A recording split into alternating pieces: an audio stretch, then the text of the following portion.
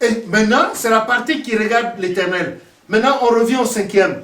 Tu honoreras ton père et ta mère afin que ton séjour sur la terre soit 5e commandement. 6e, tu ne tueras point. Voilà. Tuer, ce n'est pas forcément prendre un PA ou bien une Kalachnikov. Non. Ce que tu dis là, ça peut atteindre la personne si cette personne est faible d'esprit ou bien une petite... Elle sera en train d'y penser et puis traverser la route tandis que la voiture passe et meurt. C'est toi qui l'auras tué. Ah oui! C'est le 6e commandement, ça.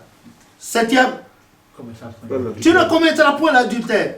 L'adultère, c'est quoi? C'est sur 2 plans. Il y a l'adultère spirituel. Tu te dis avec Dieu, et quand tu as un problème, allez, tu cours chez Mamadou, ou bien Fofana, ou bien Blagam. Et c'est pour cette raison d'ailleurs que le Dieu, dans sa miséricorde, que son nom soit béni, a fait descendre l'église du christianisme. C'est là qu'il a dit au prophète Shofa. Il a dit oui, que ceux qui se disent chrétiens là, dès qu'ils ont un problème, ils sont confrontés aux difficultés sociales, allez, ils l'oublient et puis ils vont à côté. Si bien que quand ils meurent, ils ne peuvent plus voir sa face de miséricorde. Ils deviennent adultères. Voilà pour une femme aussi qui est mariée. Elle est mariée et elle sort et couche avec d'autres hommes au dehors. Quand la grossesse va arriver, qu'est-ce qui se passera? On a vu un truc comme ça la dernière fois. Il y a un prophète, il y a un monsieur marié à une femme, ils vivent ensemble. La femme a fait un enfant, il n'a jamais touché à l'enfant. Et il regarde toujours l'enfant. Même quand l'enfant court vers lui, il ne touche pas. Et il a fallu un prophète pour dire que quand, même si 100 hommes couchent avec une femme, si elle est en période d'ovulation, c'est un seul spermatozoïde qui la féconde. Parmi les 100, il y a un homme. Donc ça veut dire que quelque part, la femme aussi, elle n'était pas sérieuse. Mais il s'est fait que c'est lui là, ces germes qui ont fécondé la femme. Et c'est ce qui a fait que l'enfant lui appartient. Il est allé prendre son enfant. Et la femme elle-même, en voulant faire son témoignage, elle a dit qu'elle remerciait Dieu qui a pu identifier le père de son enfant. Ah, voilà ce qu'elle a dit. Que le nom de l'Éternel soit béni. Donc l'autre adultère, c'est tu ne peux pas être là, coucher avec la femme d'autrui coucher avec toi. Voilà l'adultère. Et il n'y a pas que ça. Le Christ a dit, vous avez appris que tu ne dois pas commettre l'adultère. Mais moi, je vous le dis en réalité, quand tu regardes une femme et tu la convoites dans ton cœur, tu as déjà commis l'adultère. Donc il y a la préscience là. Donc, que le Seigneur nous donne de déraciner, que le Saint-Esprit, le sang de Jésus déracine ces mots-là qui nous éloignent de Dieu, que le Saint-Esprit les déracine de notre être intérieur, les jeter loin de nous, Amen. Afin que nous soyons unis à l'Éternel et que nos cœurs soient grandement ouverts sur Dieu. Voilà. Ensuite, le 9e commandement dit quoi? Le 8e d'avant. Le 8e dit quoi? Tu ne tueras non? Non. Tu ne déroberas point. Tu ne voleras point, tu ne déroberas point. Ça ne t'appartient pas, laisse tomber. Moi, quand je sors avec maman, je suis obligé de lui dire, non, ne mets pas ton portable là dans la poche ici. Ne fais pas ceci, non, non. Il y en a qui sont là pendant qu'ils vous étaient... Il y a un autre qui prend et qui s'en va. Ce qui ne t'appartient pas, il faut laisser. Et puis, dans les histoires de vol, les voleurs que vous voyez là, la plupart, c'est des gens qui sont possédés par l'esprit de vol. Et le Satan est à la base de ça. Puis Éphésiens 6 a dit, nous n'avons pas à lutter contre la chair et le sang. Ce sont des esprits cosmocrateurs. Ils se promènent et quand un esprit est faible, ils pénètrent là-dedans. Ce sont eux qui font la prostitution. Ce sont eux qui font la débauche. Ce sont eux qui tuent. Voilà, ce sont ces esprits. Quand vous prenez l'homme, c'est un Dieu, comme a dit le psaume 82, verset 6. Je vous ai créé comme des dieux, vous mourrez comme des fils de l'homme. C'est des dieux, nous sommes tous des dieux. À l'image, nous avons été créés à l'image de Dieu. Hébreux chapitre 1, il a dit, Jésus-Christ, l'héritier, tu l'as établi, héritier du trône. Il a fait la purification des péchés, il a l'image de... et l'empreinte de sa divine majesté. Ah! Et Philippe a dit dans Jean 13, il dit à Jésus, 14 plutôt, il dit, mais montre-nous qui est le Père. Le Christ a dit, mais comment? Donc depuis que je suis avec vous, Tu ne sais pas que celui qui m'a vu a vu le Père? Je suis dans le Père est en moi. Maintenant, si Philippe est un homme comme Jésus, et il a vu Jésus, ça veut dire que Philippe est Dieu, Jésus est Dieu, et nous sommes Dieu. Et quand vous allez plus loin, dans Romains 6, il a dit, et dans 1 Corinthiens 2, 5, il a dit que nous sommes morts dans le Seigneur, nous sommes morts dans le Seigneur par notre baptême, mort et enseveli, et ressuscité avec le Christ pour vivre sans faute. Car on ne peut pas vivre dans le péché que la grâce surabonde. C'est des mystères de Dieu. Et il faut l'Esprit de Dieu pour nous les expliquer afin que nos cœurs prennent et fuient tout ça là. Et apprendre à vivre de peu, mais être heureux. Vivre de peu, c'est quoi? Tu arrives chez toi, c'est un bout de pain que tu as trouvé pour la journée, tu en manges avec action de grâce. Et pendant que tu manges ça, tu dis merci au Seigneur. Tout en mangeant cela, tu dis merci au Seigneur dans ton cœur. Merci. Tu as trouvé de l'eau à boire chez toi. Merci au Seigneur. Il y en a qui ne peuvent pas, ils sont obligés d'aller boire l'eau de Paris.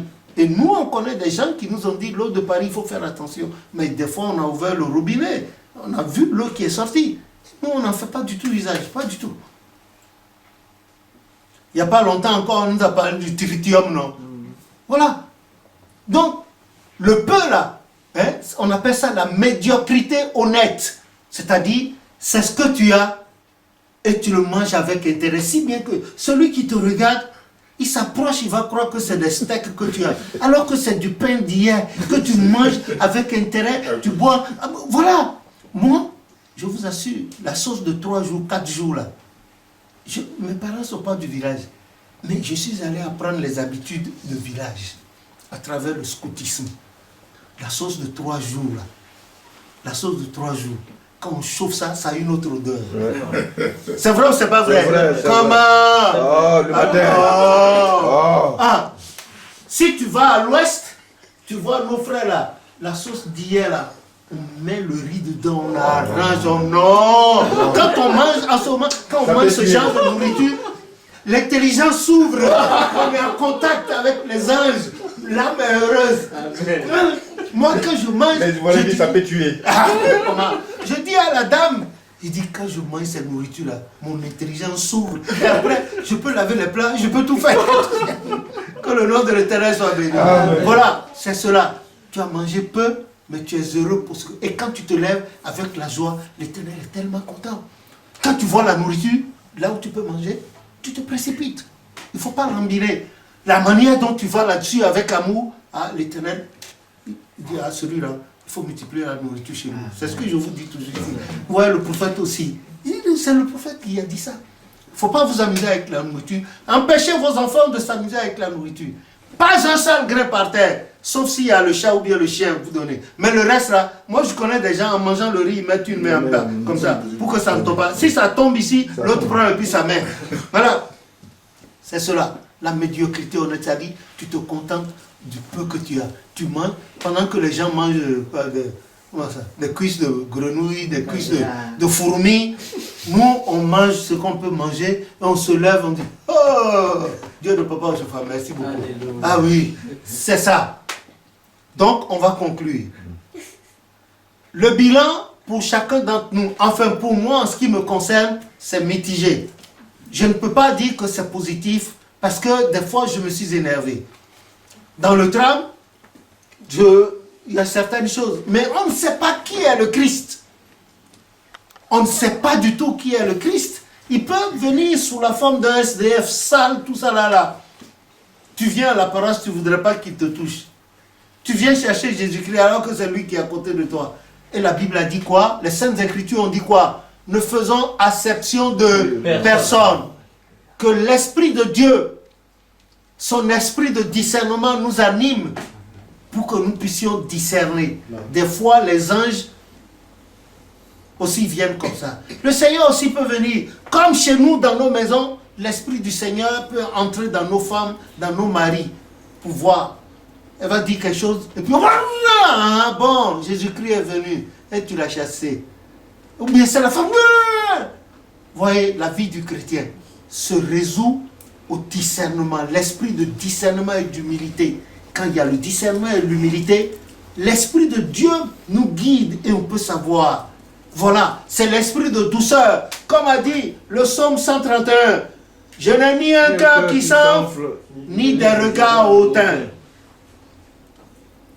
Je ne regarde pas à des choses trop grandes ni trop relevées pour moi. Loin de là, mon âme est calme et tranquille, comme un enfant sevré qui est auprès de sa mère.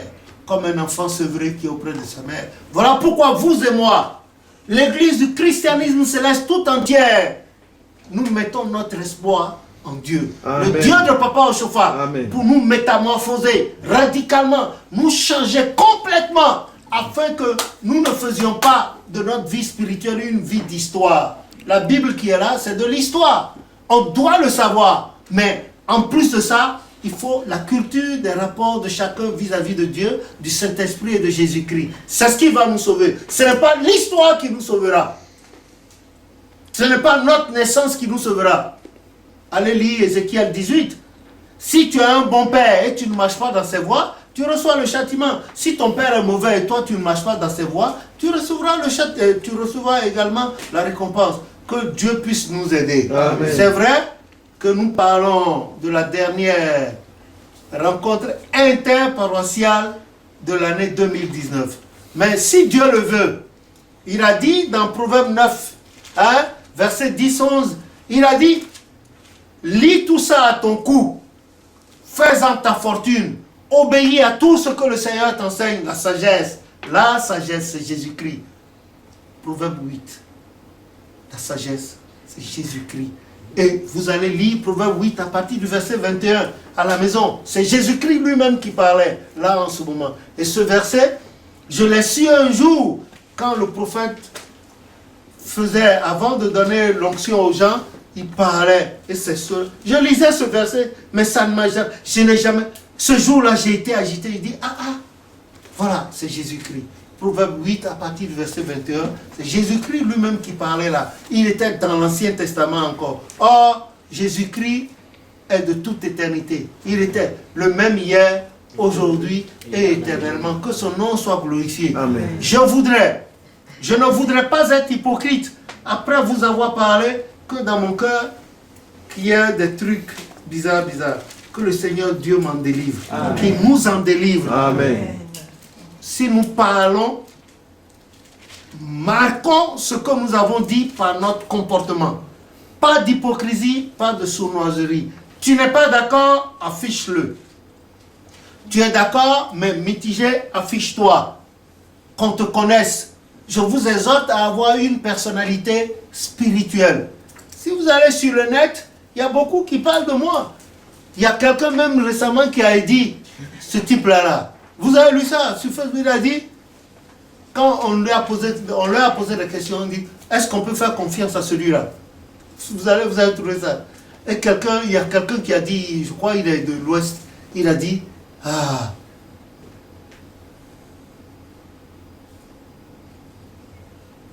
trop sévère, mais adorable.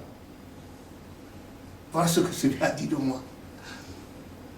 Il faut, si on parle, on dit, Yacho, oh, il n'est pas clair. Diaki, non. Mais quand on dit Yacho, attention, il n'aime pas ça. Il est comme ça, il est comme ça, il est comme ça. Oui, c'est ça.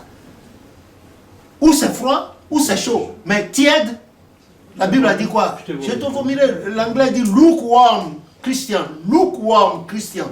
Chrétien tiède. Ou nous sommes froids, ou nous sommes chauds. Mais je préfère mieux que nous soyons chauds pour Dieu. Voilà. Et le jour là, quand j'aurai fini mes œuvres, quand j'aurai passé le feu, je porte Dieu un glorieux. Je verrai ton sauveur quand l'arrivage du Père de sa bouche. On va reprendre. 1468. Quand j'aurai fini les œuvres. C'est bon.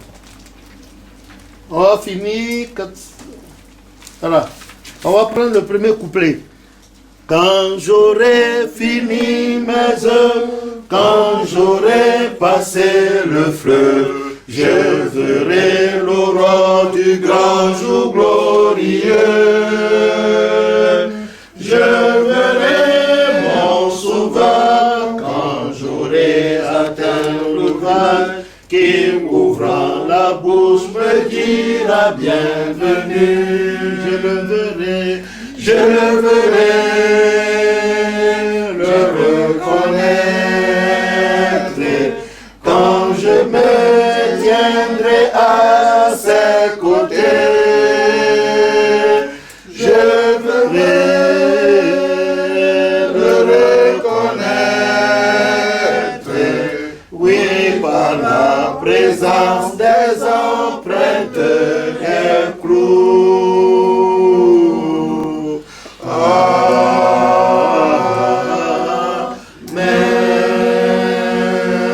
Prière de remerciement. Jéhovah, Jésus-Christ, Saint-Michel, Abba, Père, merci Dieu d'avoir trouvé la direction de cette rencontre. L'église qui s'est merci transforme d'avoir été que la mauvaise habitude de vous faire part avec la mais notre bilan mitigé, aie pitié de nous, par Jésus-Christ, transforme-nous, que nous puissions aborder ton église et l'ensemble des fidèles, les membres de la famille, nous abordions l'année 2020 avec sérénité et joie, valable pour le monde entier, ton église, l'Afrique, au nom de Jésus. Amen. Donnons la bénédiction, Seigneur. La grâce du Seigneur Jésus, l'amour de Dieu le Père, la force et la communion de cet esprit, reste demeurant sur nous, au nom de Jésus. Amen. Alléluia, alléluia, alléluia, alléluia, alléluia, alléluia, alléluia.